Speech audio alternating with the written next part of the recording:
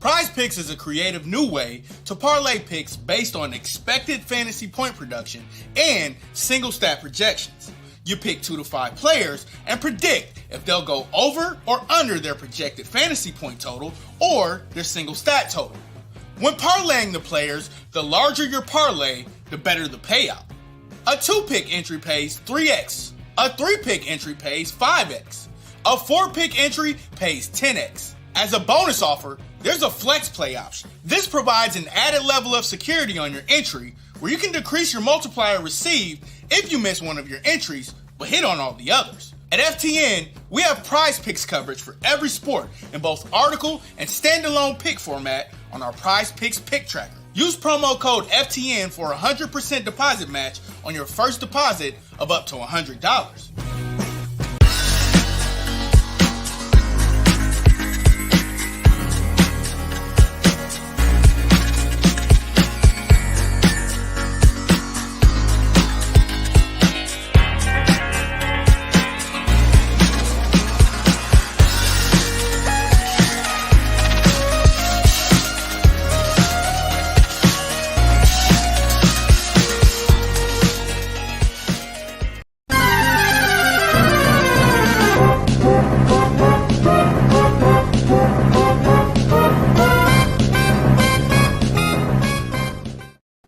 What is going on, everybody? Welcome in to a special Monday afternoon edition of Live with Fast Eddie Fear here at FTNDaily.com. My name is Zach Graham, aka Kawaisenberg DFS, alongside my good buddy, the man on the marquee. It's Fast Eddie Fear. Eddie, how you doing?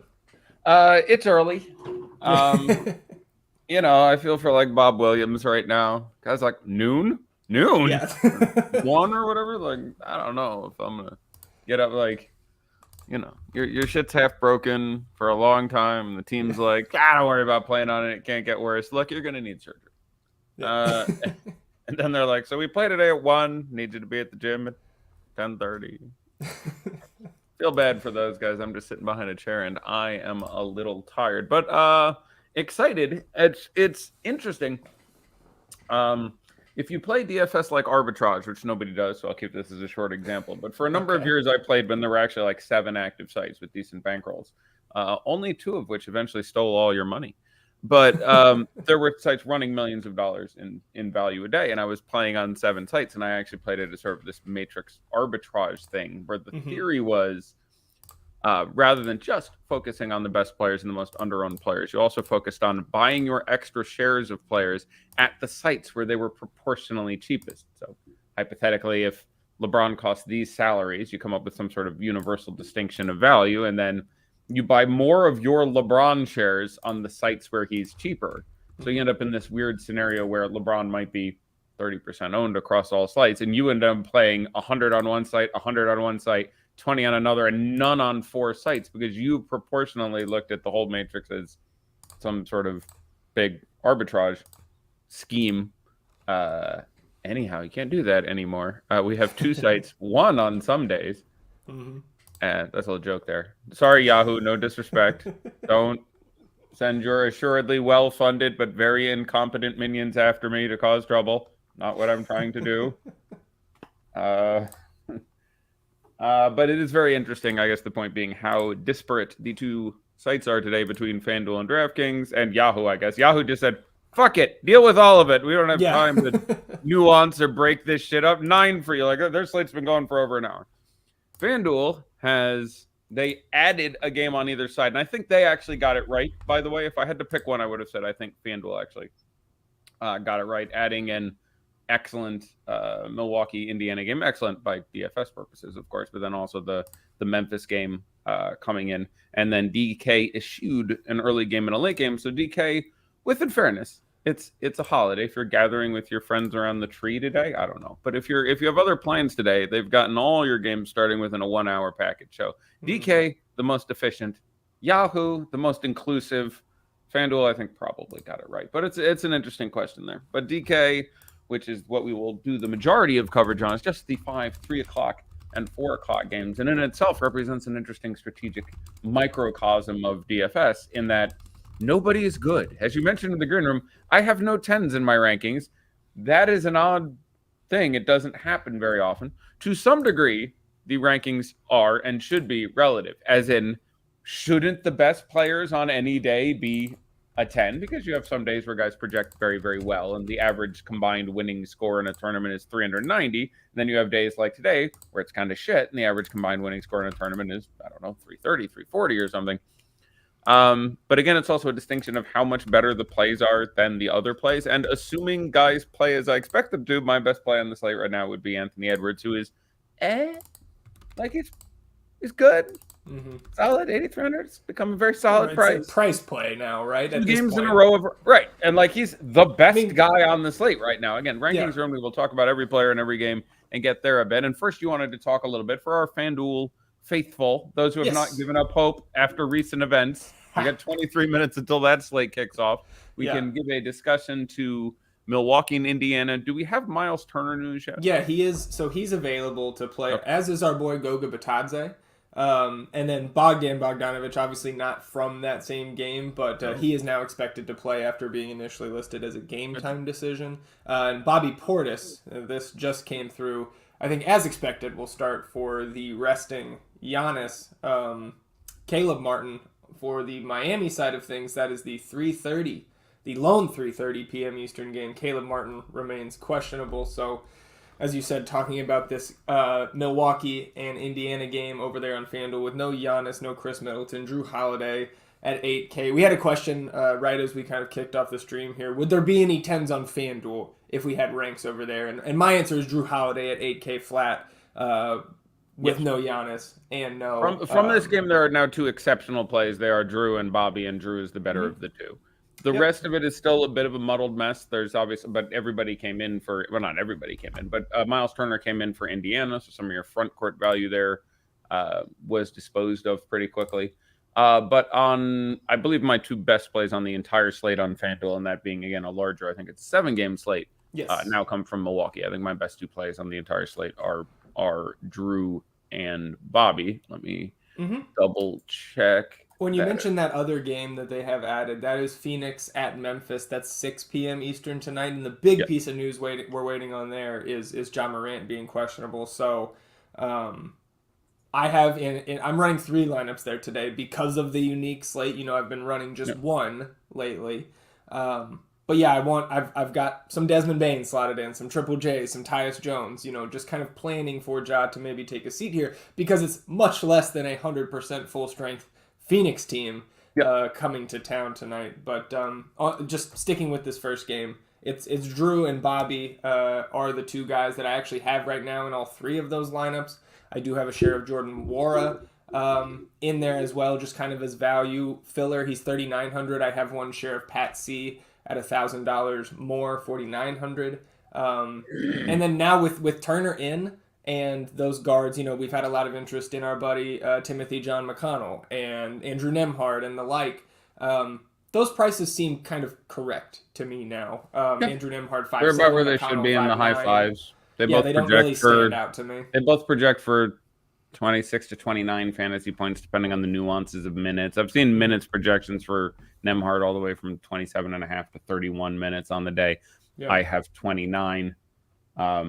We did just get a lineup to Nembhard, Mathurin, Hield, Nesmith, Turner, so no surprises for the Pacers. Garland, Mitchell, Okoro, Mobley, Allen for the Cavs. Yeah, that's what's expected. They actually, the two of them and Benedict Mathurin all project for approximately the same amount of fantasy points. Yeah. I think Mathurin, due to the superior pricing and the fact he's a little cheaper, ends up being by far the heaviest onto them. So you're going to have, I don't know, 38% Benedict Mathurin and 20 McConnell and 18 Nembhard or something like that. Maybe even less Nembhard.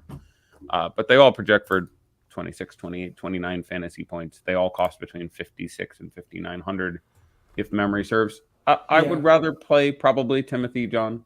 I could see getting to Nembhard. Just for the ownership discount versus Mathurin. Again, Mathurin tends to not have a ton of peripherals. That has come up a little bit with guys out, but with Turner back, the rebounding side falls down a little bit more for him. You just have the chance of more assists out of the other guys. TJ McConnell can pick up 5 steals in 10 minutes. He's done it a couple times. Like, I would probably land on TJ there. They both have point and shooting guard eligibility, so I would probably land on one of those guys. Miles Turner himself, to me, will always be interesting in GPPs. It is not a giant slate, and he's now going to be 3% owned. If you needed it, he's really expensive on FanDuel. He's almost 8K, but that's because he can get 7 blocks in a game. And just if you are looking for an edge on this slate, but I would be inclined probably if you're going to play this slate, and certainly the DraftKings one, where it's even more important. It's about following and watching news. Like the DraftKings slate, literally, one of the things I enjoy about DFS, and I say this a lot, is that there are most things you don't want to do the same every single day. Like you need to handle each slate individually because they have different levers that allow you to be profitable. Your lever to be profitable today is playing Minnesota correctly on DraftKings. That's it. You're waiting for news because everything else is reasonably homogenous. I think Utah too. I think that whole game. And Utah, yeah. I mean, it's you're right. Obviously, there's the whole market and situation. I keep thinking about Gobert and Naz Reid and Edwards out, and that's a little bit more obvious. But yeah, that's basically the point. Is you have 2 times. You got 3 games at 3 Eastern time, 2 at 4. The correct way to play DraftKings today is make sure you're available at 3:45 to optimize that shit and figure out which of the 4 relevant guys on the injury report are in and out for those teams. And get to the guys who are going to end up under-owned. Is Gobert out? You get to play 100% Naz Reid. 100%, because he's just not going to be owned enough, assuming that news comes after 3 Eastern. Just ratchet it the fuck in there. Well, I think that's the way you get the leverage on the field if we don't get that news before lock is to go ahead and play it that way. Or just choose how you think the news is going to break, right? Yeah, you could, again, to be clear, the correct thing to do is to wait and do it right. But if you can't do it right, then you go, look, there's no advantage here. Naz Reid is not a dead play on any day with Towns out because you get foul trouble. Gobert isn't 100%. They play next to each other sometimes, et cetera, et cetera. Right. Fuck it, I'm going to play a ton of Naz Reid now anyway. Sure, if you were telling me that I had to go to work at 3:01 and couldn't look at news, that's probably how I play it. I'd still play a massive amount of Naz Reid, but the right way to play DraftKings is make sure you issue enough money to those 4 p.m. games. And again, you can fall into, I think, Bam and Trey have plenty of GPP upsides in this matchup. So if you set all kinds of money aside with the intention of playing Gobert and he doesn't end up in, and you have more than Reed, and there are reasonable pivots in the other 4 p.m. game, which is Miami and Atlanta. But looking at FanDuel exclusively, again, Tyus over there I think is also in that range. He's 5'8", 5'9". So in the event Ja's out, he will be the best of them, but it's not like the 4-5, 4-7, 4-9 days where he's just a windmill slam, because he will get 25, he will usually get 30, he will often enough get 40 without Ja there. So this is a price where your opportunity cost of potentially missing it isn't as obscene. You're still going to want to get to lots of Tyus. And as you mentioned, Triple J and Desmond Bane, and everyone looks better without Ja around. And Dylan Brooks. Actually, shouldn't be forgotten either at this point, who will be back in, I expect. In fact, I don't think he's on the injury report. I believe you are correct. The last thing I wanted to mention, you kind of brought up the ownership there on those very similar looking by projection Pacers, wings, and guards. Kyle's last update in the projections, 41% on Mathurin. Nobody else in the team over 21%, that being TJ McConnell, excuse me. Yeah.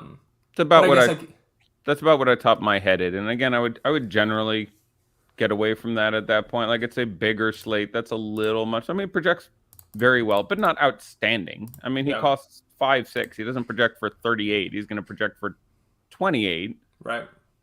And again, especially on FanDuel, the upside is a little more muted than either of those other guys. If there's plenty of criticism you can have of Mathurin as a basketball player in general, but as a fantasy basketball player, it's his lack of ability to contribute across the board. So it's not the greatest matchup this time. I need him to get 30 real points if I want 40 fantasy points, or 28 real points. It's it's a bit of an upside crusher.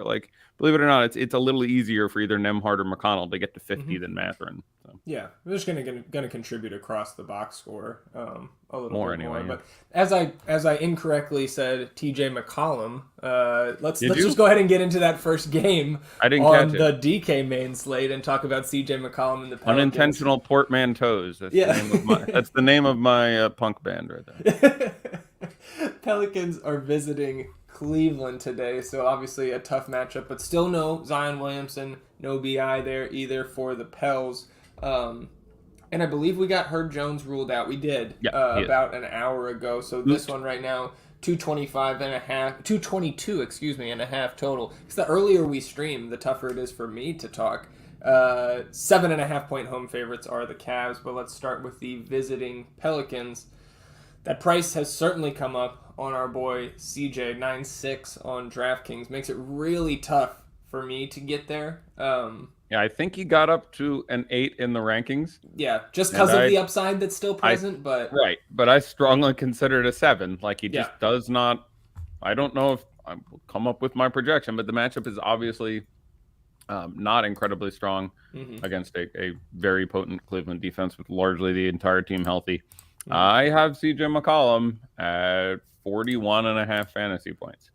That is not a big projection for 9,600. Your average 9,600 player is going to project for 48, 49. Like, it is a bad projection. I would still have him in play. He will be unowned. He's just going to be 2% owned. And you have crazy upside games out of him. We saw it recently. And I think you can make an argument that is fun to try for, because, again, this is a team that's missing 3 of its 5 starters. It's missing the entire wing forward shooting. Like, Herb is out, Brandon Ingram is out, Zion is out. That's a lot of usage to go around. I think a lot of people will find their way to Jonas Valanciunas, and certainly a lot of people will find their way to Najee Marshall, who in some weird world, even at 5,700, represents maybe the best value play on the slate, which is just really weird right now. Yeah. Yeah, I mean, say what you will about CJ, it is a little easier for him to get where he needs to get than the front court. Like, it is not an outstanding matchup for Jonas Valanciunas. It is good in that Zion is out, which really portends well for his size, and just his minutes trending up a little bit. So I am for 28 minutes today. That's more than he tends to get for me, especially with Larry Nance around and healthy. I have both Valanciunas and Najee Marshall. Is on a normal day, they would be high 8s or low 9s. I think they both pinged up into the 9s here. Najee Marshall eligible both forward positions. He's $5,700. He projects for 31 fantasy points.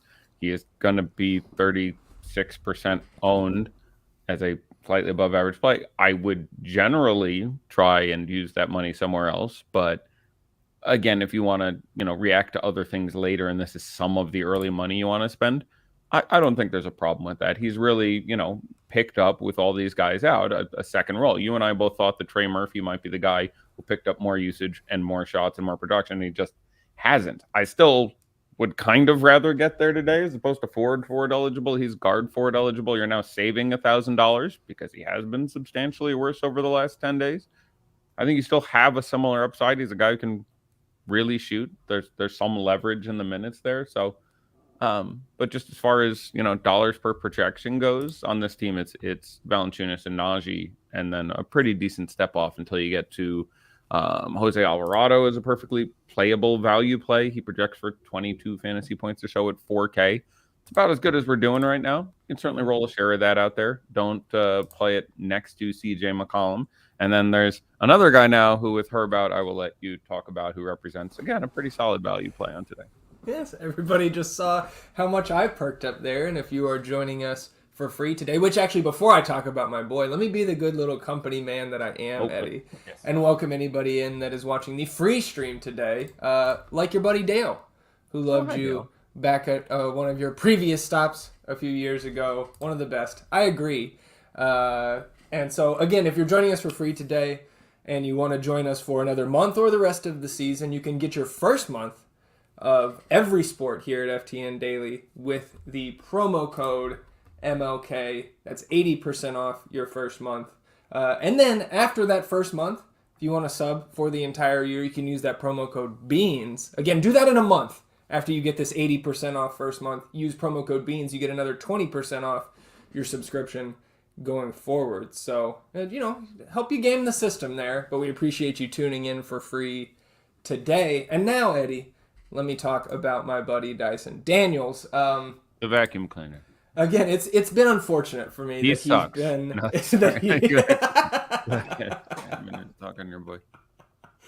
The unfortunate thing about my boy Dyson Daniels, the Pelicans rookie, is that even though he has been in the starting lineup, I think this is going to be the third straight game with Herb Jones still out of there. You need one of CJ McCollum or Jose Alvarado to be out for him to really be that, the phrase that we like to use here, that windmill slam play. I'm not sure he's ever been a windmill slam play so far this season. I don't know if that term, by the way, is from Magic the Gathering. Like, that is where I first interpreted it. Oh, was really? Collectible card games. Uh-huh. Where usually it was referring to limited, like booster draft. You would Right. card, you'd see, oh shit, that one. Like so I always wonder if every time we say windmill slam, it sounds like either a wrestling reference.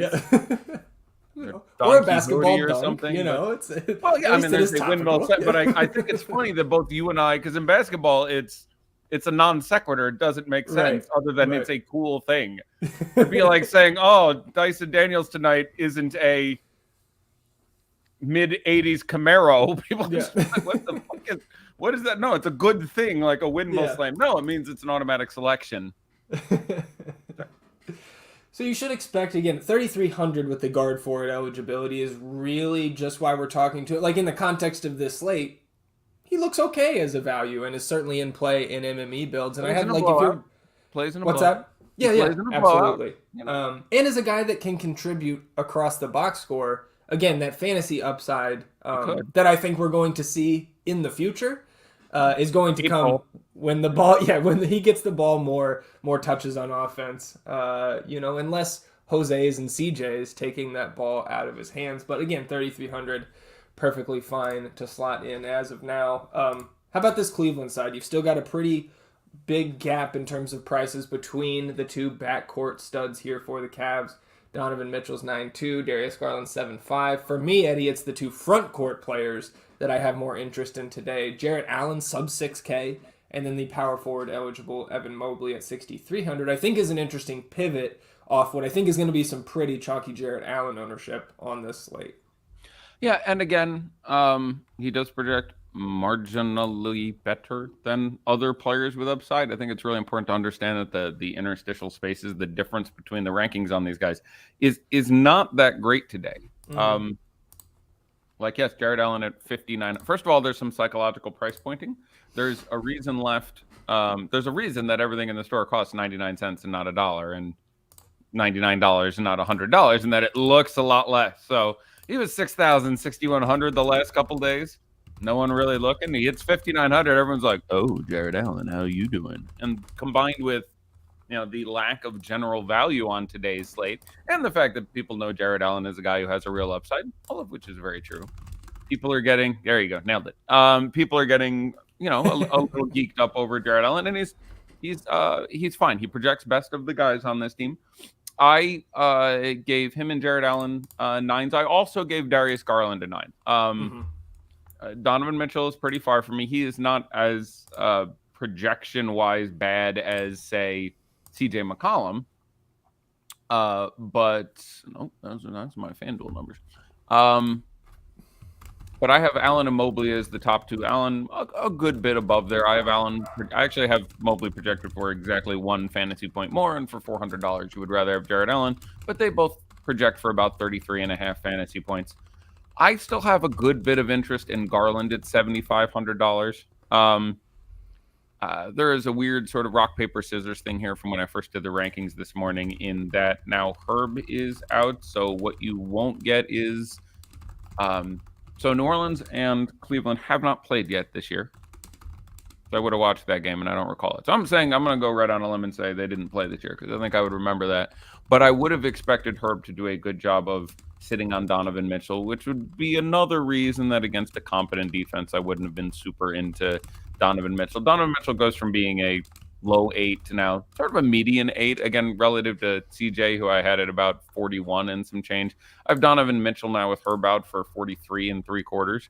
That's still not great for 9,200, but we're approaching reasonable. So he's a just mid 8 at this point. But Darius Garland at 7,500 is a guy who I still think has a reasonable amount of upside. I think it's a little more likely you could get there. Heat point per dollar still projects much better than Mitchell, only slightly worse than Mobley and Allen.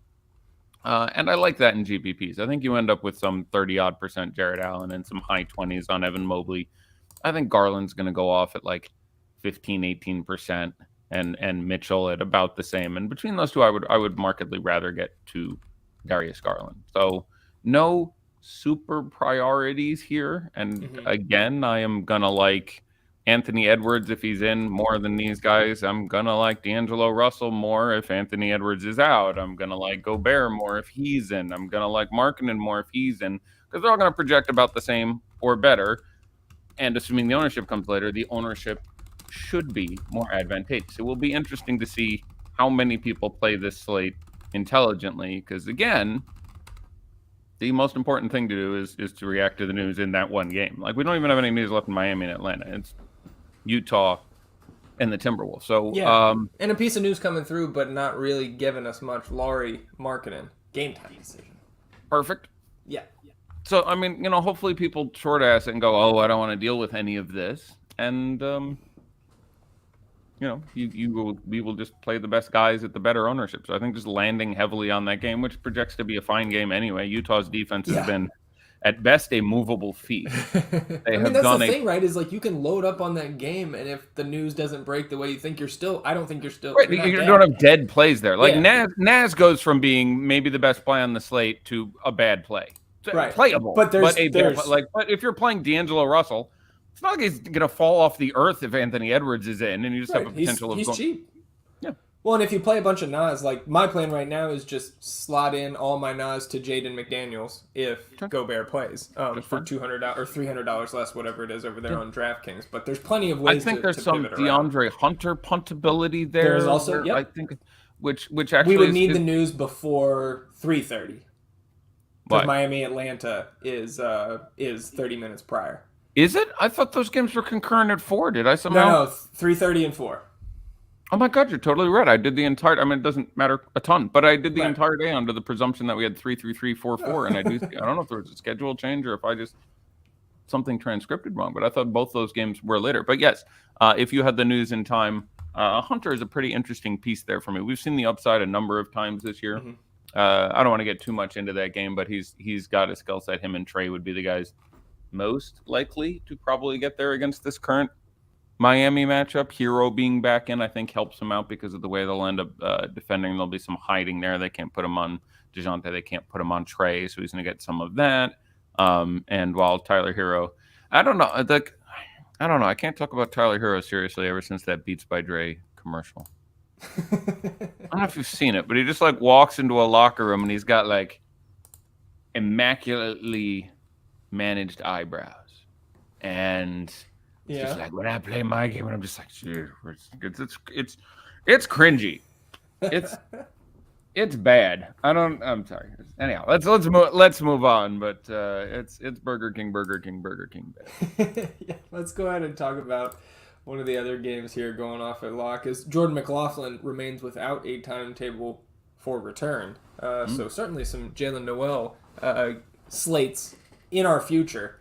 I would think another one of the trio of games going off at lock is the Raptors at the Knicks. Yep. We have seen this multiple times, I believe, already this season. I think this is the third matchup. This is the third, yeah. Yeah, and this game is in the Garden. 219 total, which is the lowest on the slate by a good bit. Only 3.5 points compared to that game we just talked about. But the Knicks are 1.5 point home favorites here. We got Fred VanVleet in and the normal 5 starters with Fred, Gary Trent Jr., OG Anunoby, Scotty Barnes, and Pascal Siakam.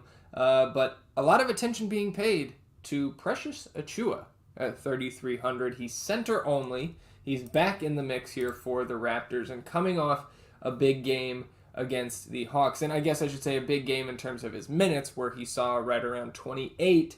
Eddie, based on your reaction to me bringing up Precious, I don't think you have a ton of interest today, especially not starting. And I think that's a big piece here for that ownership. Yeah, I mean, you could have talked if we had gotten Fred VanVleet out. Yeah. Now you have a much more reasonable chance of getting some extra Precious Achiuwa minutes. But yeah, like they first of all, they lost badly.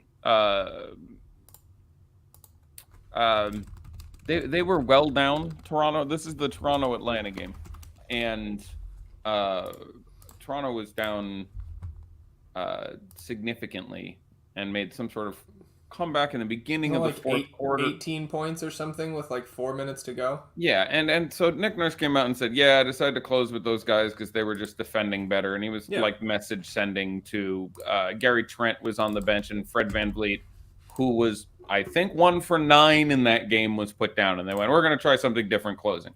I have no reason to expect that to continue. Yeah, absolutely none. I think I'm not like, could Precious Achiuwa play 20 minutes? Like, I would so much rather play Chris Boucher at this point. I think they ended up with the same ranking. But if you're going to go value from this game, I play Chris Boucher. Nick Nurse has been not so Captain Insano with the minutes recently. We have less guys getting to 40. It's not quite as ridiculous as we've seen in the past. But the Raptors do play also tomorrow. They're on the front end of a back-to-back. I'm trying to remember who they play tomorrow. I can't recall. But yeah, if you've ever watched basketball, there's like, it's Precious Achiuwa. He's fine. But no, don't. They will be in Milwaukee on national TV tomorrow night. Right. That's like, there was something where I was just like, which that is probably good news for Precious Achiuwa. And that's one of the reasons I thought Fred VanVleet would sit, and then we'd have some interesting value plays and could talk about the Malachi Flynn's and Precious Achiuwas of the world. New York runs a big front court. You can run a second guy out there. Like, he's going to project fine. I had him as a low 8, but I think he clocked in as an 8. Though, again, I'm projecting 19 minutes or something. But there's a lot of variability in those numbers. But the easiest way to look at it is he is statistically, by projection, not likely to look any better than Chris Boucher, Dyson Daniels, any number of other guys in a similar price range who are just not going to be as owned because they had a good game yesterday. So yesterday's game portends absolutely nothing. I actually have some Nick Nurse comments on it downloaded somewhere in I do a daily thing every single day about, what coaches say about the players and all the press conferences. And he closed with them because they were playing defense better, is what he said at the time. And they were tired of giving up so many points. So he sat Trent and Fred VanVleet and let both Precious and Boucher closed, by the way. Precious got more minutes previously, so he ended up with more on the line. But yeah, don't do that. You can do it. It's fine, but he will end up being overowned. Like, it's just, if you have a guy, say Precious Achiuwa has one good game out of every 20 and has a good game, and then his ownership doubles the next day, don't play that guy unless there is some mechanism or reason that all of a sudden this guy got hurt or he expects more, or the coach said this, and there's just none of that. The likelihood is he plays high teens in minutes and scores 12 to 18 fantasy points, and that's not good enough, especially if he's more popular. So do anything else. So positions aside, you would Dyson Daniels over Precious Achiuwa today? Of course. There you go. How about this Knicks side? They are on the second half of their back-to-back. Julius Randle crushed me on the early slate yesterday. I did not have nearly enough of his 72-point fantasy game. RJ Barrett is back and a full go, although he only saw 27 minutes yesterday. Knicks didn't really need. They could have maybe won with one hand tied behind their back yesterday against that Detroit team. I think my favorite play here is $5,300 Mitch Robinson. I think the field, I could check on what Kyle's got, but I imagine the field is in a similar spot there. But Brunson, Randall, even RJ Barrett, I'm fine with any of those three guys. I think I would prefer them probably Brunson, Randall, Barrett. How do you feel about those three? I don't know, we call them studs, but the top three price players on the Knicks. I don't like any of them. So Brunson and Randall are, for obvious reasons, priced at a bit of a premium right now. They've both been minutes up. Randall has played the best basketball of his life the last 3 weeks, which is more of a good thing than a bad thing, but his price has responded appropriately. And Barrett has been out, and so his 15 or 20 shots and usually 35 minutes have been absent, and that's dumped some usage to those other guys. Toronto's defense has gotten much better, and again, that has nothing to do with them being healthy, and they have strong counters to the guys on this team I like. So I think RJ Barrett is still like 6,900. Just not nice in this context. It's still a little high for his usage and seeing those minutes and on the back-to-back. I don't really want to go there. Mm-hmm. You can. He's not out of play in GPPs. I do think the minutes come up. I have him for 31 right now. But, there's a bit of a dance with him and McBride and Grimes and Quickly. And so the minutes are a bit variable there. And they have excellent defensive counters to each of the other two guys. This is the third game this year. Randall's been pretty good in the first two games, even though he's gotten a healthy dose of OG Anunoby, who's one of the top 3 on-ball defenders in the NBA, in my opinion. He's done pretty good, so I can see getting to Randall, but you're paying a premium. I would probably rather play Pascal Siakam in the same game at a slightly lower price, position aside. There's other places I would probably rather end up. Randall, probably my favorite of the 3.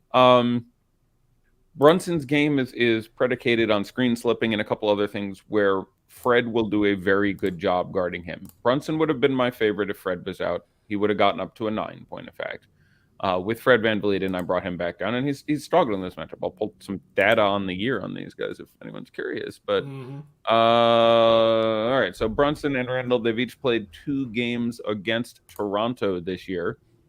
Randall has played 80 minutes and scored 106 DraftKings points, which is 1.32 DraftKings points per minute, which is pretty good. If you get him up to 40, that means he's averaging about 52.5, 53.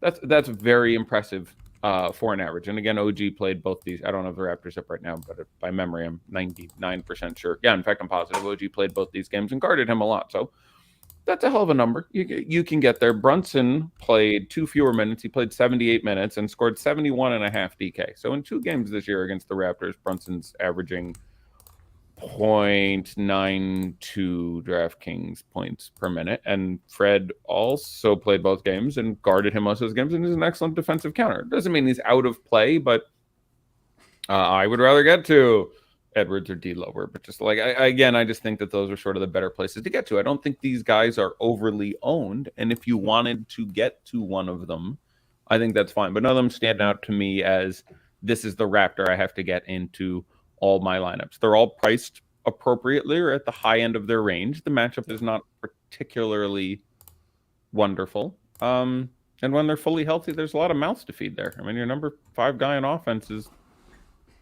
OG, I guess, who's a perfectly talented offensive player. I mean, Gary Trent, maybe. I don't know, but shot wise, I don't think it's Gary Trent because he's going to pick up 15 plus shots on your average night, and I think he's my guy right now. And that's one of the reasons you get to Brunson is we have a few games on tonight's slate with teams that tend to give up their upside to the threes, even though they're good defenses. One being the Raptors, another one being the Heat.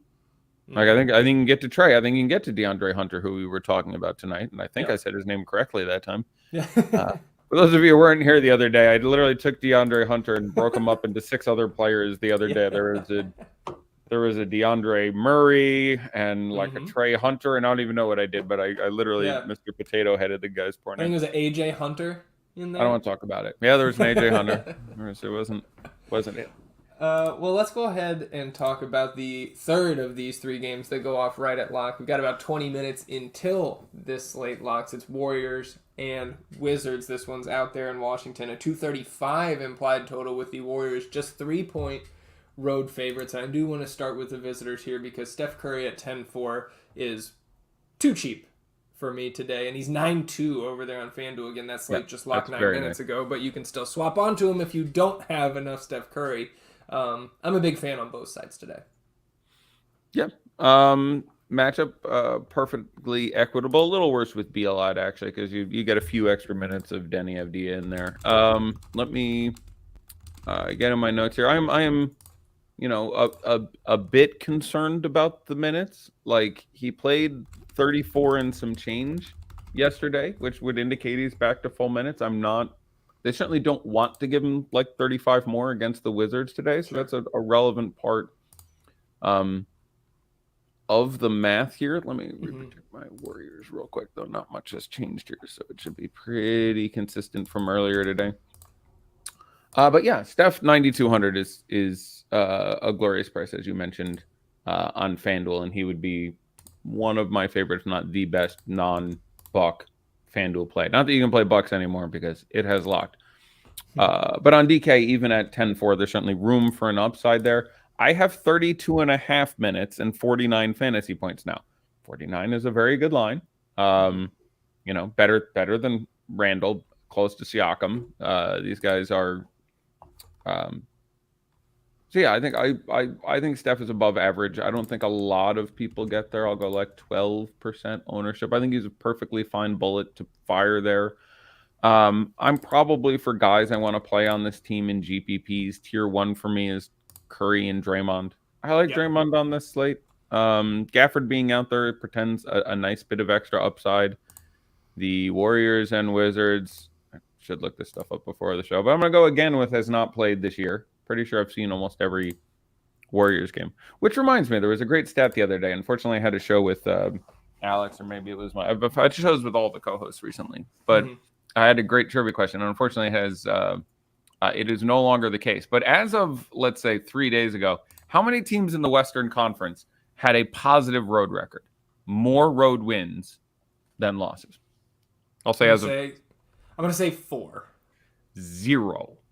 Really? Halfway through the season, no teams were over 500 on the road. Now, both the Grizzlies and Nuggets have now done it, I think. I believe they just both run on the road and are 10-11. Yeah, but Kings got it done last night as well. They're 10-9 now. Who are? The Kings got it done in San Antonio. I think that's right. They just got that one. Yeah. But before those 3 wins, no one. They were 9-9 and 10-10 and 10-10 in the entire Western Conference halfway through the year. No teams had a positive record on the road. I presume that is a statistical singularity in the history of the NBA. That is very, very hard to do, especially when you play inside your division more. Like, it has a lot to do with, again, being just a statistical aberration. But also, there's a lot of parity right now in the Western Conference. I mean, talking about, the Kings are on that list kind of makes my point. But we were talking about the Warriors, and shitty play on the road came to mind. Most recently, Chicago. They have really struggled on the road. I don't want to guess what the Warriors' road record is. I actually don't know it per se, but it's got to be 5-16 or something. I'm going to look, but it's not going to be pretty. Warriors on the road. 4-17. Which, in fairness, at home, 17-5, but that is a real goddamn thing. Okay, sorry. Trae Young is in as expected, and Clint Capella is available to play again. That's a minutes limit for Clint Capella coming back from injury. Yeah, can't quite get there. And again, he was always on a minutes limit with Onyeka Okongwu around. For the year when they were both healthy, we were getting more Capella than Okongwu. Again, at the start of the year, a lot of us thought it might be 27-21 split, but it was. You were getting a markedly more significant amount of Clint Capella than Okongwu. So if he's limited, it's going to split somewhere like 24-24, maybe 26-22 Okongwu. But that just sort of kills both those guys. Does not change much on the matchup for the Heat. Atlanta is systemically bad on the interior.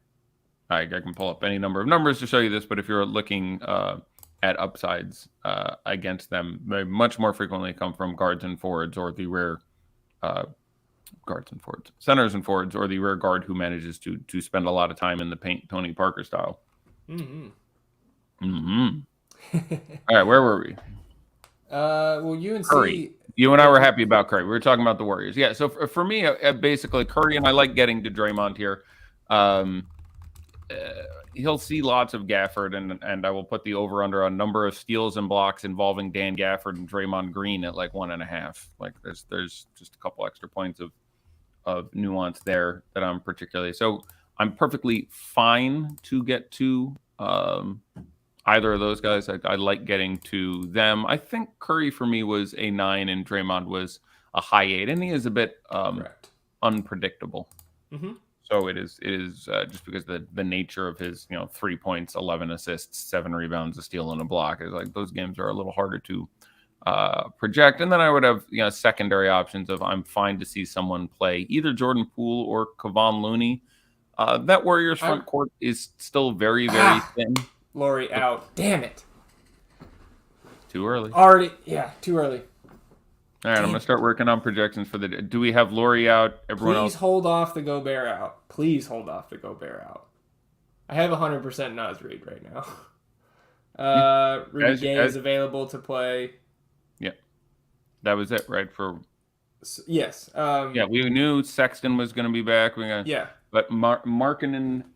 Okay, I got to start working on this. My last question to you about the Warriors is: you had a 7 on Anthony Lamb. I thought he deserved an 8 with no Clay in there today. Just in the context of the slate with not a lot of value available. Yeah, I don't think that's an insane distinction. They're still front court thin. Like, it's part of the reason that I like Looney more, which is something I was just alluding to, is the fact that I expect Kristaps to be the one who gets the most work done here, and I just think they're gonna lean on a few extra minutes for Looney. I have Lamb. I mean, remember it was up to 5K on FanDuel. Let me come up with the exact projection on DK. On DK, yeah, I would have him very close to an 8. I currently have him for 26.5 minutes and 19 fantasy points. He's just not a very good fantasy producer, but the minutes have really been there. Like I have him just under, like, he is my second best 7. So like he's very towards the top of the 7s ranges that I have him currently apportioned. But yeah, not crazy there. Matchup is fine. Like I'm fine to get to some shares of Anthony Lamb, and obviously, as you said, the structure of the slate certainly would lead you a little more that way. Well, let's go ahead and talk about the other side of this game here with the Wizards. Still no Bradley Beal, but no surprises in the starting lineup here with Beal out. Monty Morris, Corey Kispert, Kyle Kuzma, Kristaps Porzingis, and the 5K Dan Gafford. So you got both Avdia and Hachimura off the bench here at their mid 4K price tags. And, in MME builds, I would have some interest in DeLon Wright, too, at 3,400. Do you have any priorities from this team going up against a Golden State team that has gotten most of the important pieces back, of course, still without Clay and Kuminga, etc. today? Sorry, 1 second. I'm putzing around with Utah right now. I promise to answer your question, but I'm... Yeah. Brock was asking Looney or Kessler. That's Kessler for me, especially with Laurie out now. Adam says he's stacking that late game in a big way. Yeah, now everybody is. Even if that would have come out 5 minutes from lock, we would have been better off. Locking 60% of the slate at 3 p.m. Now everybody's going to have it. Now I really feel like I need to lean it. I mean, I already was, but lean into the news on the other side of the game and trying to predict that. Who is my favorite spend up on DraftKings? Probably Steph in terms of like true spend up, but we don't have a ton of options in terms of those. Steph, I think Porzingis also goes under on, like we're talking about this a bit here, just for the upside 9K. Like he can really get on top of that number. And I don't hate Trey. Like he's been bad this year, but this is actually a fairly good spot for him against the regular season Heat, as dumb as that sounds. Like, again, they absolutely destroyed him as a human being in the playoffs last year. But, he was good against them in the one game he played one time. I think one time previously this year, and I remember being like, I think this is generally a good spot for him, which is just they're going to chuck up a lot of threes. I would rather be Andre Hunter as a GPP play who I expect to chuck some threes in that game right now, but I would probably rather at this point have a lot of guys on Utah and eventually Minnesota. But almost done with Utah. Okay. Yeah, and I'll go through some of these questions here because after the favorite spend up, we got a couple. Let's see, Dyson and Draymond or Trey Murphy and Jaden McDaniels. I have Najee and Anthony Edwards.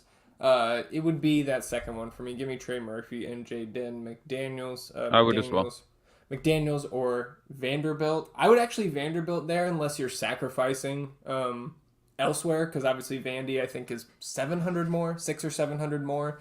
But with no Laurie now and still Kelly Olynyk sidelined and a revenge spot, which Vanderbilt has, the 2 matchups they've had this year, he has gone at this team. So give me Vandy there. And I'm just trying to figure out what I'm going to get out of O'Shea Agbaji and Taylor Horton Tucker right now. I'm almost there. It's unfortunate for the THT play, I think, that Sexton is back. Yeah, I agree. Do we have a lean on Edwards? Kruger's asked. I think he plays. I believe he's played in every game this season.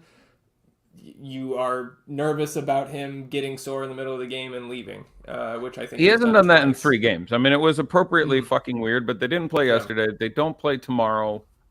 Yes, there were several games in a row where it was and I banged the drum on it. It was absolutely weird, and I thought it was mismanagement by the coaching staff and the training staff, and that Anthony Edwards, who is in line to be one of the best players in this league, but he's selling tickets. He's a guy you got to take care of. Was like, I don't know if I'm going to try and play, and then he'd play, and he'd look like garbage and play fewer minutes. And then the next game, he played 10 minutes in the first half, didn't return, got announced as out for the game, then returned and played a few more minutes in that. But the last 2 games he's played, I forget, but 33, 35, 36 minutes. He's had 26 and 6 and 31 and 6. I want to say he's looked pretty good.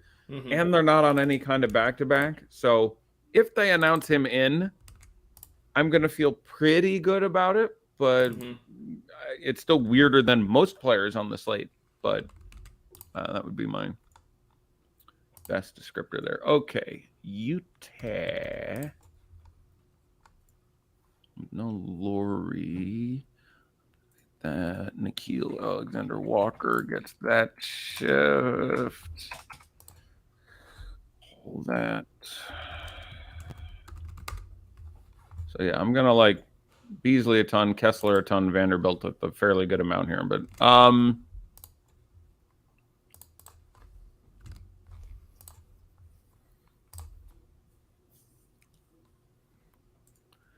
think they go there. They probably start Clarkson, Conley, Beasley, Kessler, Vanderbilt, I think is most likely.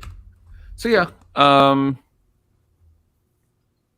much everyone's going to be owned is going to take me another second here to project good guesses at. But again, Jordan Clarkson is an elite GPP play at this point. There's just scoring upside that can't be overstated. Their best point per dollar plays on the slate are well, close to on the slate, but on the team are Beasley and Kessler. Both Beasley and Kessler look outstanding to me. I have Beasley now for 32.5 minutes and 32 fantasy points at 5K. I have Kessler for 28 minutes and 31.25 fantasy points at 5.1. Obviously center only there, but I have Clarkson now for 34.5 minutes and 38.75 fantasy points. But again, there's a high ceiling beyond that. And if I did some more sort of IDP adjustments, I think that might kick up even more. But he looks very good. So for rankings, I would have Beasley and Kessler as high 9s, Clarkson, and I will update these, but Beasley and Kessler as high 9s, Clarkson as a low 9 at this point, Conley up to a high 8, Vanderbilt is really probably proportionately gets the biggest boost here because his minutes I was really worried about have to come back now. So he, at very low ownership, is also a really strong GPP play. So yeah, you want to expose yourself significantly to the Jazz, and I don't just mean culturally with Americans only indigenous art form. Jalen Horton-Tucker, if you're curious, is in play now. I have 18.5 minutes and 18.75 fantasy points. That's not how to play for 3,600. There's not a lot of great value play there. So if you ended up with a THT lineup, go ahead and do it. I do like him slightly more than Nikhil Alexander Walker or Colin Sexton. I think NAW is out of play for me now with Sexton back in. I don't know about out of play with all the with Laurie out now. I have NAW still at 18.5 minutes, but I prefer Taylor Horton-Tucker. He's a little more likely to, get in there functionally as a number 3, where you just can't play Alexander Walker at that position. So the minutes get squeezed there a little bit.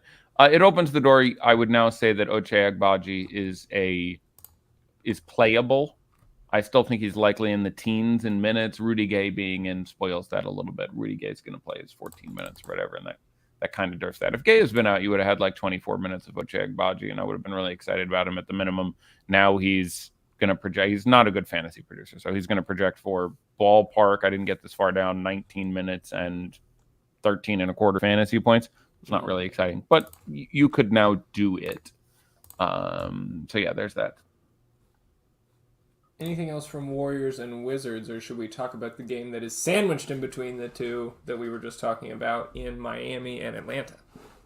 Go ahead. Let's do like a 30 seconds on it because we're 4.5 minutes from lock. I don't want to miss anything. So I'll just do high notes, Sure, top go of ahead. line notes. Again, Trey and DeAndre Hunter are the two guys who in GPPs I think are most likely to achieve their upside. You basically want guys who chuck threes. So actually, also Bogdanovich. Sorry, Bogdan might actually be my favorite. The price is more tolerable. He takes, I think, more threes on this team than anyone. Give me a second here, and I will look it up. I believe I have 3-point rates for Hawks. Yeah, 3-pointers per minute attempted. Most on the team. Bogdanovich at 0.25. That's really what you want against this team. He's been hurt most of the day. They confirmed him in, right? He was a game-time decision, but Bogdan's playing, right?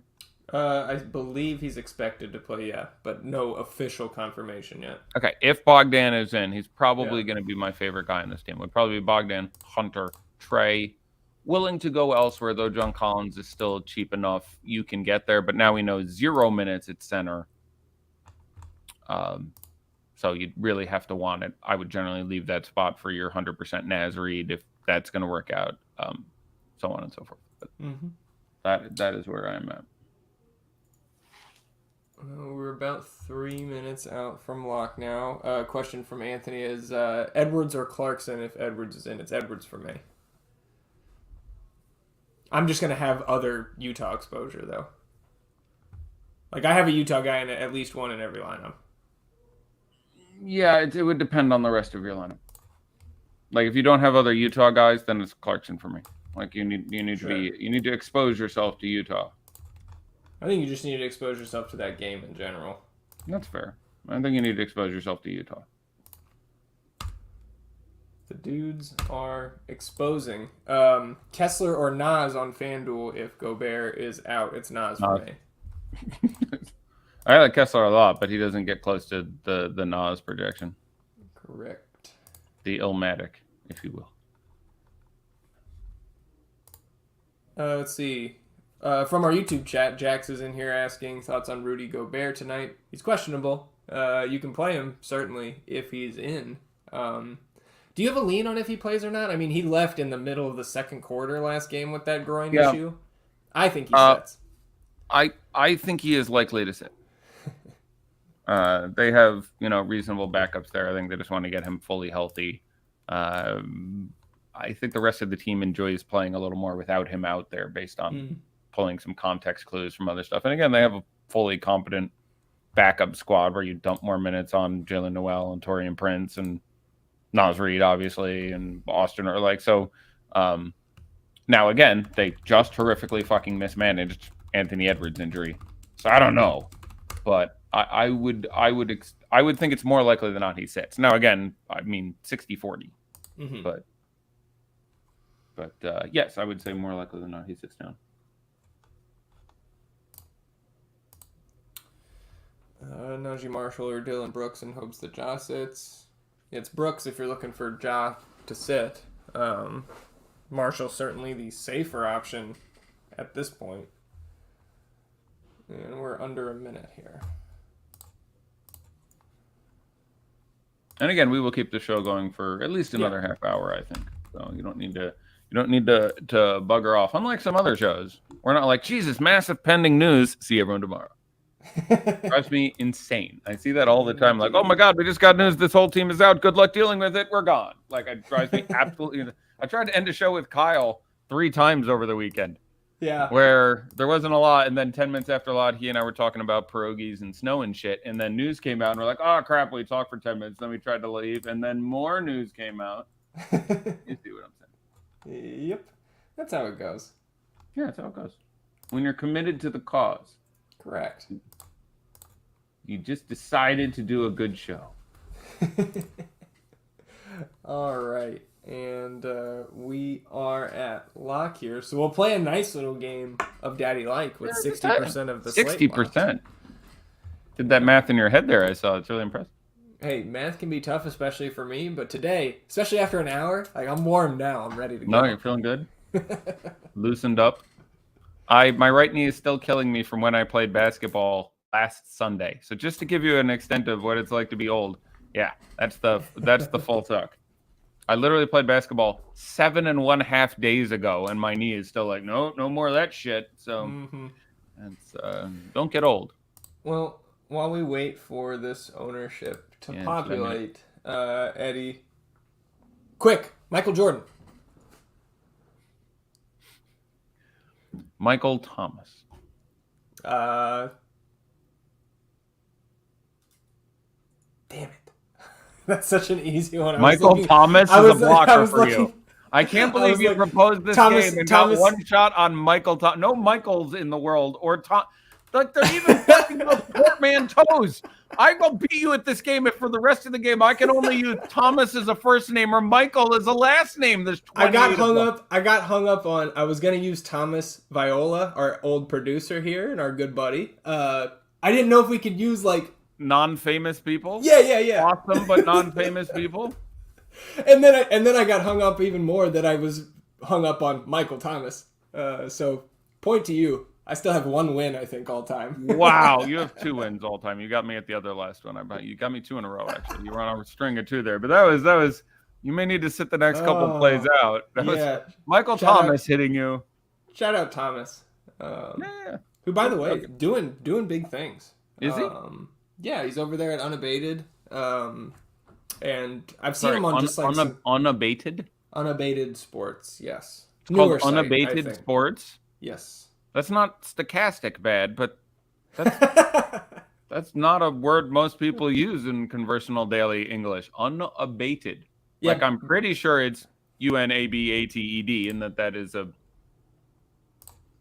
say 8 letters, which they say is a sweet spot for memory recognition. Like, it's a solid 3 out of 10. But okay, go ahead. What is Anthony unabated? It's mostly sports betting. I don't think it's really on the DFS side of things. But I've just seen him doing a lot of different streams, roundtables, podcasts. Yeah, smart guy, both sides of the camera. Yeah, and Anthony says that was bad. You're being kind, Anthony. Michael Thomas.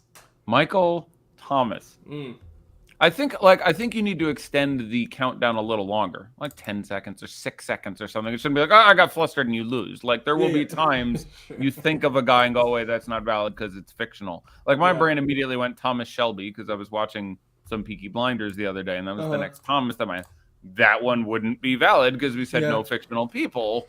You should have time to, like, don't get me wrong, you should have 5 minutes, but like, right. You should have been able to flummox for a second, then come up with a Michael Thomas. Oh my goodness! All right, we got some ownership.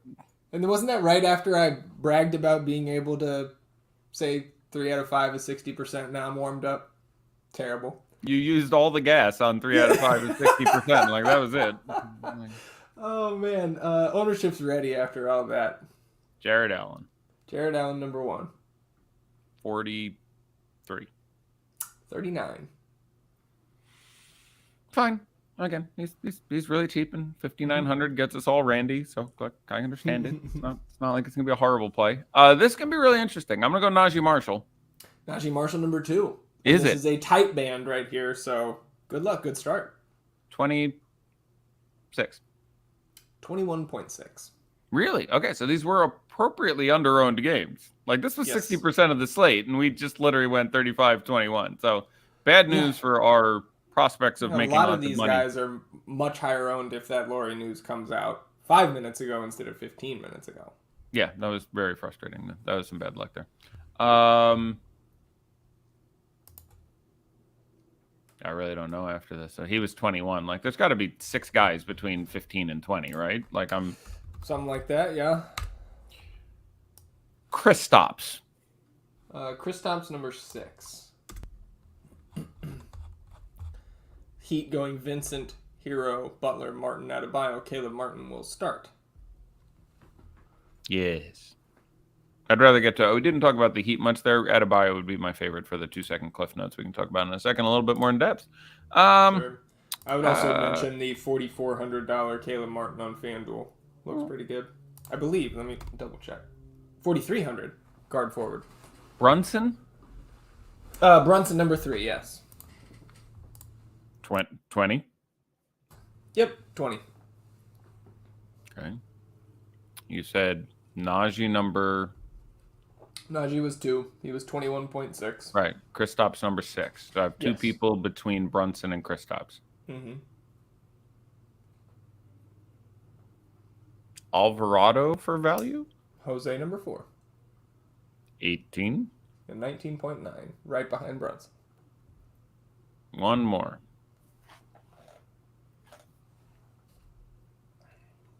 No. Can't be Randall. It's too much. Mobley? Evan Mobley number 5.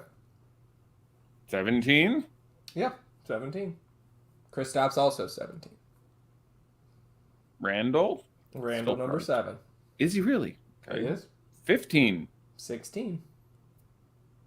Pretty easy when you're going down by 1%. Kuzma? Kuzma is 10. Trent? So 2 guys. Yeah, Trent number 8. Whatever, 14 then. The numbers are going to be slightly descending single digits at this 15. point. One guy between Trent and Kuzma. And that'll close out Curry? the top 10. Steph Curry did not get there. No, he is 12th. Nice. Randall, did I say? Kuzma, Mm-hmm. Trent. Trey Murphy? No, Trey did not get there. Mitch? Mitch Robinson, yes, sir.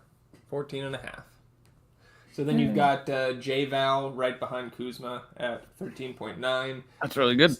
Steph Curry was at 13. Darius Garland and Monty Like Morris again, are 12. just real quickly, give me the numbers again on Jonas Valanciunas and Jared Allen. 14 for J-Val, 39 for Jared Allen. Right. So I mean, 3-to-1 is not the appropriate ratio of those two I guys. agree. Trey Murphy was 11%. Jordan Poole 10.5. 9% on Kispert, Scotty Barnes, DeLon Wright. 8% on Anthony Lamb and Spider Mitchell. 7.5 on OG. 6% on Dyson Daniels. Nice. 5.5 on Van Vliet and Wiggins. 5 Nice. on Draymond. 4 on Nice. RJ Barrett and Siakam. 3 on CJ McCollum. 2.5 on Precious Achua. Other notables, 1.5 on Nance, Abdia, Gafford. That's not bad. That's not bad. Gafford's fine at those numbers.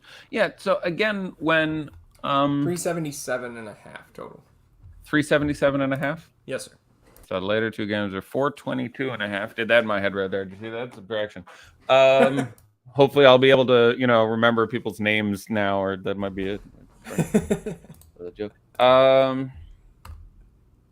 Yeah, I guess we'll hang out till we get all the news. That's good. So we probably got another half hour or so. Yeah. What was Garland? Like 7 was or 12.5. 12.5. Okay. That's reasonable. Okay. Well, let's get back to it. So yeah, Miami. So Martin being in, projecting that around. Yeah, this only second time of the year that these two teams have played each other. They just had one matchup previous. I double checked that one this morning and watched some footage from that game. And again, the more you watch, it's really interesting because these two teams, and there's something to learn about a good defense and a blunt defense. So like Atlanta's defense is pretty bad. It's been a bit of a movable feast, but they've predicated their defense on guarding the 3-point line well, and they've done generally a pretty good job at that, a better job at that, but it's come at the expense of managing any sort of transition or double movement or screen ball. And so they just get hammered in the paint constantly and they end up being a good match, despite the fact that they have two pretty strong rim protectors in Clint Capella and Onyeka Okongwu holding down the paint most of the game. They tend to give up very decent lines there. And so, for example, if you let's take the Heat against the Hawks this year, best rates. Let's go DraftKings points per minute. You end up with number 1, Dwayne Dedman. Played one game, 14 minutes, had 23 DK. Number 2, Bam Adebayo. Played one game, had 34 minutes, had 44 DK. That's 1.31 DraftKings points per minute. And then after that, you had Hero and Martin and Lowry and Smith and Strus and Butler didn't play in the only game they played earlier this year, and that'll hurt everyone's rates a little bit. But unsurprising that literally the best two players for the Heat against them this year were a center and the other center. So Butler being back will mute all those rates, so no one here ends up being by any means exceptional. But if you wanted to take a GPP play from this game, or you were playing Trey, you were playing Hunter, and you wanted a run back of those expensive guys, I would prefer Adebayo the most. The entire team does not look great simply because you have Butler, Adebayo, Hero all in there, and that's enough usage that Lowry is still out, but everyone is a little bit overpriced from missing several games of Bam and missing several games of Jimmy and missing several games of Tyler Hero in various instances recently. So when they're all in there, even in a good matchup, they don't project great. Again, I have Bam the best. I'm at 35.5 minutes and 44 DK. It's pretty good for 8,700. Again, we had, compared to CJ or so on and so forth. Jimmy, I have at 33.5 minutes and 42 DK. That's fine for 9K. Tyler Hero, again, not the best matchup for him, and will get a fair bit of defensive attention. I have for 34 minutes and 36 DK for 8,200. That's not great. Again, Oladipo and Vincent and Strus and Martin are all going to struggle to get more of the ball with those guys all back in. Vincent's fine, though. He's a bit more of a cash play. He's going to play 33, 34 minutes of point guard. That's pretty good, though, at 5,200. Some of the upside has been bled off there. And again, those other guys are in. So if you needed to play a Heat guy for me, it's Bam. But in one lineup or even three lineups, I probably don't get a Miami player. We do have a Hawks lineup here: Young, Murray, Hunter, Collins, and Okongwu. So Capella off the bench with his minutes limit. Okay, I would revise that now to probably something like 29 for Okongwu and 19 for Capella. It would be that, give or take a minute. I'd have to go look at some historicals, but sure. Yeah, that seems about right. Let's see what we've got on tap the rest of the week as we wait for this news to come in. Only 4 games tomorrow. We've got a nice Niner on Wednesday. And a bit of a late start there. 7:30 p.m. locked. Really? Yeah. 9 games, but none till 7:30. Correct. We've actually got 3 straight days of 7:30 p.m. Eastern locks coming up. And a matinee on Thursday between the Bulls and the Pistons at 3 p.m. Eastern. You get some showdown action on Thursday.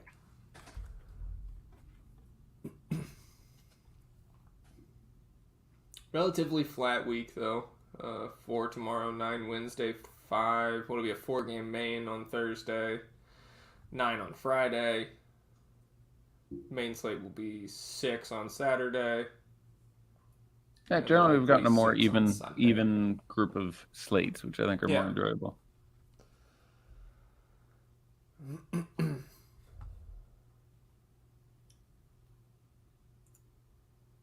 Hugo says, "Damn it, I had a well-executed plan and Rudy is going to ruin it. Stupid." Is Rudy in or something? My alerts haven't gone.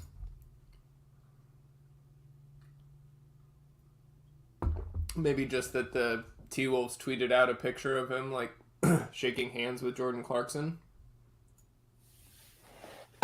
That's nice.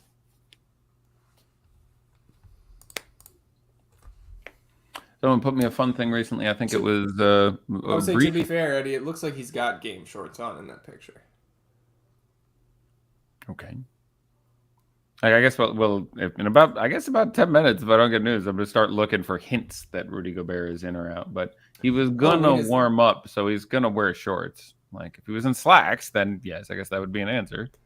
Oh yeah, I mean, you see a lot of those guys come out in their tracksuit or whatever, their sweatpants, or other practice gear. I guess HB Card's saying that the game on Thursday between Chicago and Detroit is in Paris. It is Paris game. We're sending them the Bulls and the absolument in Paris. Is that just a Killian Hayes thing? What's going on there? Why those two teams? we always export this. It's not as bad as the NFL. Like every year is like the NFL is sending Jacksonville, and it was like, Jesus, guys. I thought the idea was they to sent spread the Brady over market, there not this year.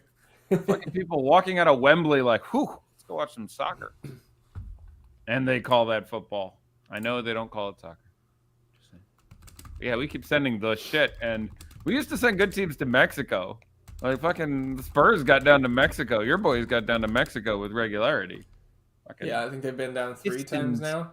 Like no 2 one knew times the have been Pistons. delayed. No one. I really wonder if this is money in the pocket of an owner or something.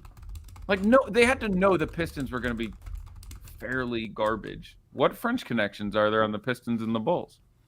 Killian Hayes. Right, that's the one I That's had. it. Yeah, that's it.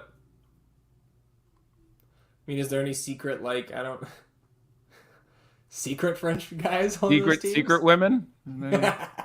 Ninja women hiding in the chat? Shadow women. Shadow women, that was it. Let's see. You could just Google French players in the NBA. I imagine we'll get there. Where's Boris Diaw when you need him? He's going to be there eating a pretzel. So I didn't know Killian had dual citizenship and was born in Florida. I didn't know. I knew that he had dual citizenship. I didn't know born in Florida offhand. That's a good one. There's a couple other Frenchmen. Jay Craig says a lot of the Pistons coaches' kids go to my daughter's school. They all left last night for Paris. Nice. Yeah, the whole cavalcade of individuals has to be very interesting there. Staff. Said, don't mess with the Jags. They won their playoff game. Did you see that shit? I did not. I hear it was an exciting weekend of football. Some of us have to watch basketball, but well, it was I hear 27-0 in that game apparently. Yeah, I know. It's the largest postseason comeback since Brady did the thing in the Super Bowl to the Falcons.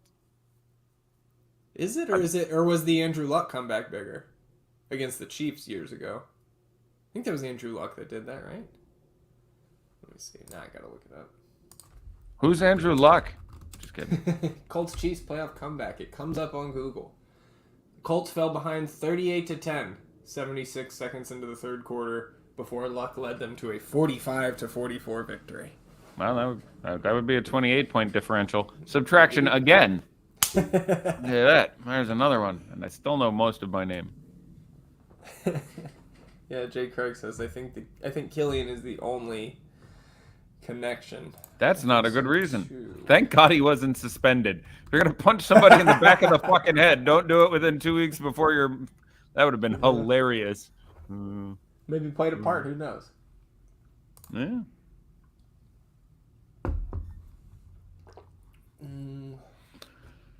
Getting tired here. Let me look in the chat.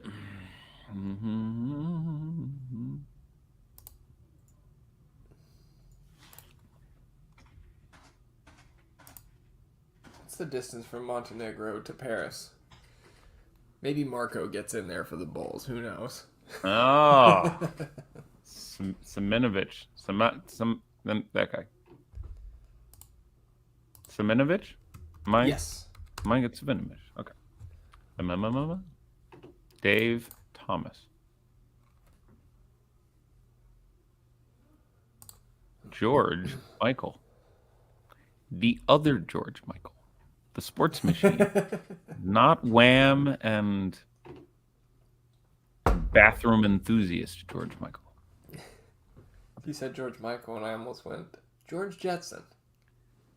Yeah, that's a fun one. I'm in trouble. I mean, like I can again fictional, but in theory, like I think it's fun to spin it over and just do a fictional game. Fine. Boom, Elroy Jetson. Only fictional characters. Then you're going like I don't know how many Jetsons you know. Elroy Jetson, deal with it.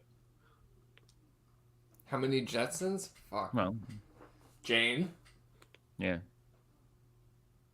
I would probably pivot off Jane. So I know fictional Janes. This is much more interesting. I have plenty of real Janes.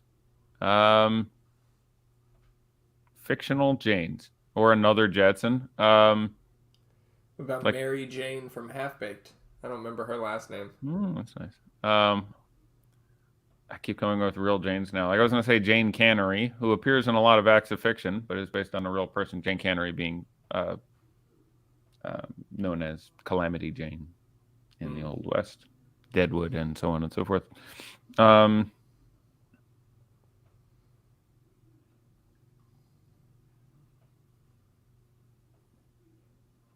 There's just thousands.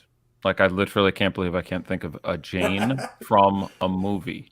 It's like Michael Thomas. There's thousands. No, that was worse. Is anyone with Michael or Thomas in their name? This is a fictional Jane. These are little, like, I have one, but I don't know her full name, which is Jane from Tarzan. And I don't just want to go Jane from Tarzan, which seems unfair. It just gives you the any Jane. So I moved on from that one. But did you say Jane Goodall?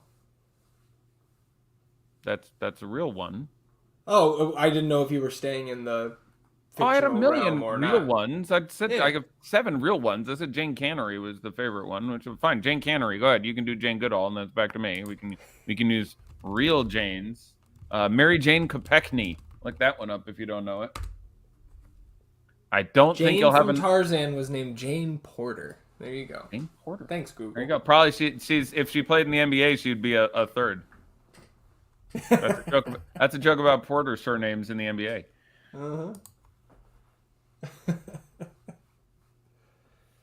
Jane Foster, G.I. Jane. Jane, that's good. Jane from Breaking Bad. Good one, UNC. Jane from Breaking Bad. That's a very good one. I'm trying to remember her last name. I can tell you everything about that character. I remember her cameo in the El Camino something afterwards. Trying to remember if her last name, because her dad is played by John Delancey. Margolis. Margolis is the actress's name, right? Or is it actually just Jane Margolis? I thought that was her name in the, because the Mr. Margolis was her. Yeah, I think you've got it. Is he Donald? Is that her dad's name? Donald Margolis, and here's Jane Margolis. Okay, that's it. There's the actor who plays Hector Salamanca has a name similar to that. It is. Look up the actor who plays Hector Salamanca. I want to say it's Mark Margolis. That is why my head went crazy. So if I actually named Jane Margolis, you'll understand. Like, I was pretty sure that actor's name is Margolis, and then I had a whole Juliana Margulies tangent for about 5 seconds, and I was going down the whole. So I was like, is that it? Because my brain went to the actor who played Hector Salamanca, who's Mark Margolis, who has had a brilliant career. Fucking Scarface and Hannibal, and like that guy shows up everywhere. Really distinct dude. Still no Go Bear news here. Waiting. Speaking about elusive Frenchmen. Let's see what we got. Boston finished off the Hornets 130-118 behind 51-9-5 from Jason Tatum. Mama! That's a lot. Jalen McDaniels had 26 to lead the Hornets, 25-6-5 for Lonzo.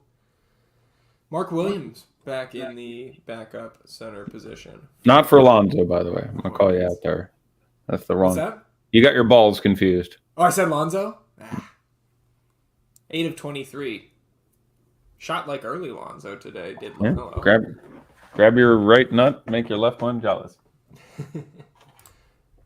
Checking in on TJ McConnell is still perfect. 11 minutes, 7 of 7 from the floor, 21 points, 4 assists, 2 rebounds, and a steal. That's my boy. I referred you to the picture in chat earlier today, which is all of my so rare TJ McConnells. I let them loose into the world to wreak havoc. I'm making some money in so rare right now. I'm not going to go look, but I'm not going to lie. I have 3 limited and 2 rare lineups. They have 4 of a potential 5 TJ McConnells in there. So the game is 61-50 in favor of the Pacers with 4:52 to go in the first half. Yeah, Turner and Giannis out. Hugo asked me, which do you prefer, all-day football DFS or basketball DFS? Why it's basketball 10 times out of 10 because basketball is better. All-day football DFS? Mm-hmm. I don't know what that is. Like, I know what NFL all-day is, but... No, I think just like playing a slate that's all stretched out over the entire... He was talking about playing all-day football. Okay. Yeah, basketball because it's basketball. I mean, football's fine. I've got a couple problems with the fact that, like, it kills people. Like, don't get me wrong. Like, most of these guys get paid extremely well, but like, I do have issues with the fact that, like, someone gets carted off every play. And again, I played football for 10 years and was injured plenty of times myself. But when we keep making human beings bigger and stronger and faster, it's like getting hit by a goddamn truck when you get tackled. Like, these guys are, linebackers are going 25 miles an hour, and they're made of like. Fucking Daniel Jones yesterday on a quarterback sneak, like, got pushed forward and stopped. They stopped, like, his lower half of his body, and the torso and head was still exposed, and Eric Kendricks came up and hit him under the chin and, like, bent him back. And the guy gets up and is fine. Yeah. I'm just like, I would die. I would be in two pieces. Yeah. In football, I broke a collarbone, a wrist, and a compound fracture of the tibia playing football. And I played through 11th before I gave up, but, like, it's like being in a car crash every minute for 60 minutes, especially the fucking linemen. Yeah, your brain. Yeah, people don't just understand that. Yeah. Like, every 30 seconds for 2 hours is not healthy. Like, so I have it's like the same thing with MMA. I love MMA for a lot of reasons. It is aesthetically very beautiful. I'm a dude, you're a dude. We're going to go until one guy can't answer or just taps out because the other guy won. I enjoy how beautiful that is aesthetically. Unfortunately, I thought you were about to say, she's a dude, we're all dudes, hey. What? You said, I'm a dude, he's a dude. We're all dudes here, hey? Yeah. I thought you were going to say, she's a dude, we're all dudes, hey. Nice. Great movie. Yeah. Do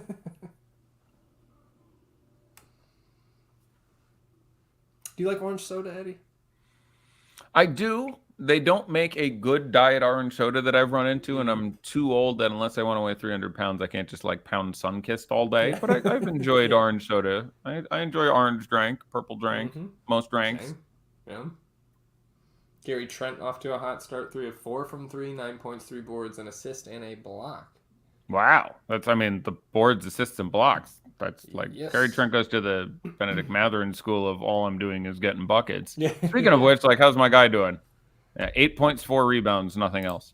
4 rebounds is pretty good. Don't get me wrong. Yeah. 8 and 4 for Matherin. Matherin.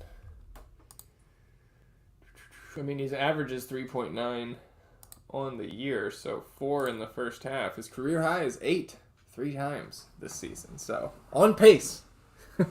Yeah, he's not dreadful, but it's just no steals, no blocks, relatively few assists. He stops the ball a lot, so. Like, again, you need a lot of points out of him usually to put up a Darius Garland doing nothing. Porzingis 11, a rebound and a steal in his 8 minutes, 5 of 7 from the field. Steph Curry 8 and 1 with a turnover in his 8 minutes. Draymond with an assist. Pascal with a good start. 8 points, 3 rebounds, an assist, and a block in 9 minutes. Decent start for everybody on that team outside of Scotty. Yeah. And he's really struggled. He was like 3 for 20 in the 2 games against this team. I think had a game of 25 DK and one of like 32. Yeah. That is when he was really struggling. Just that one of those games occurred in that couple weeks where he was just terrible. It was like, are they going to bench him for the rest of the year? Like, they're a deep team. Do you just pull him out of there and play Precious Achiuwa for he has rebounded somewhat over the last couple of weeks, both literally and figuratively. It is unfortunate that the one time in my 3 FanDuel lineups that I did go to that Pacers backcourt, Eddie, Andrew Nemhard, not TJ. Sad day. 32.4 FanDuel points for TJ. Still in there with 4 minutes to go in the first half. Yeah, he's really good. Like, for months, I was saying, can't like, miss a shot. 7 of 7. Like, Nemhard went. That's obviously not reflective of goddamn anything. Gobert is available with 20 seconds and 5 seconds before that hits. Yeah, Toby Jones, who can be believed. Tony Jones, I think it is. Yeah, it's Tony.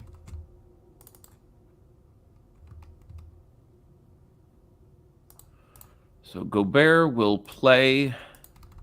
So now ranks were as if he played. Naz probably gets a mild downgrade because I think I may have given Naz an 8 just as sort of a hedge for This guy's going to be absolutely fucking amazing if this could happen, but he would honestly be a 7 at this point. So we'll do some upgrading there. Gobert's pretty good. Like, he's going to end up being somewhat close to a 9. Anthony Edwards available. Okay. Well, there it Jordan is. Prince also available. Okay. So basically your news here is try to get over the field on all the guys on Utah, but we've been through that already as far as Minnesota goes. Anthony Edwards, I think, ends up being owned like, he gets owned like 45% or something. People will just check that news and not change anything. But he should. And Gobert is going to be under-owned in what's honestly a pretty stellar matchup. There's some revenge if you want to be into that bullshit. But assuming Gobert gets the start, which I would be pretty shocked if he didn't. So that's unfortunately not all the actionable news we would have liked to have gotten there. But Minnesota with Edwards and Gobert. I thought Gobert would sit. I was pretty sure Edwards would play. That would have been pretty weird if he was out. It would have been nice. Like, we even would have had a lot. Like, if at this point Edwards was announced out, we would have had like 10% dead money on Edwards. Yeah.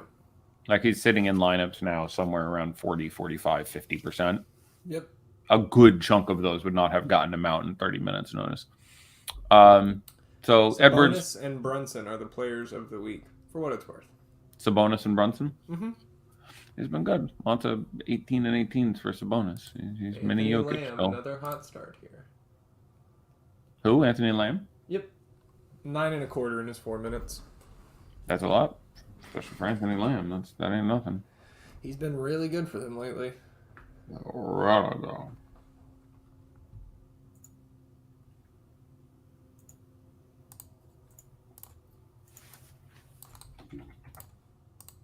Well, I think we've got Kamba Ayrton. Yeah, I think we are set here. Did make the swap of a lot of my Naz Reid to Jaden McDaniels, and I'll figure out the rest here over the next 27 minutes and change. It seems like the smart way to play it. Ben Simmons not listed on the injury report for tomorrow. Yeah, he missed a game, and we managed to get some more sort of drama heroic stuff out of that whole Harris, Curry, TJ Warren triumvirate. Fucking TJ Warren, though, man, was just so rough. He didn't take a shot for his first 10 minutes. Yeah, and for TJ Warren, TJ Warren, that's about all you're doing to help. I was about to say, for TJ Warren, he's almost like Mathurin, less talented, but his statistical profile, I think, is similar. Yeah, that's right. Yeah, that was not fun for me. No, I wouldn't think so. But the beautiful thing about DFS I'm sorry you had to go through that. Yeah, the beautiful thing about DFS, though, is we have another slate tomorrow.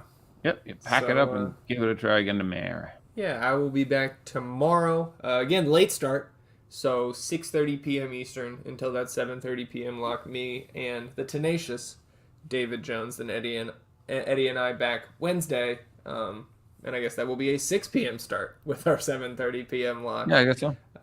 So we'll have our typical 2.5 hours, I would think, on Wednesday night.